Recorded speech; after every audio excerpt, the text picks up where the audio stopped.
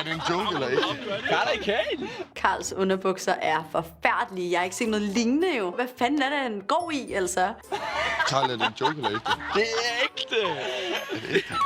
Har du det der på? Har du det der på?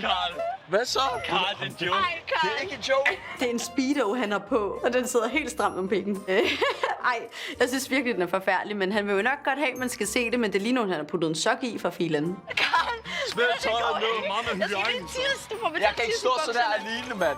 De andre griner af mine underbukser, de synes, det er så sjovt, at jeg har speedos på. Men altså, det er sgu da meget normalt, hvis du spørger mig. Og jeg synes, jeg er røvfræk i de her speedos. Og jeg lover dig på, at pigerne synes også, jeg er pissefræk i de her speedos. Mandetrusser eller ej, jeg laver en backflip for dig. Jeg skal så meget finde en at knalde med i aften. Jeg har det fedt, og damerne er på. Jeg kan mærke, at det G-træk tager.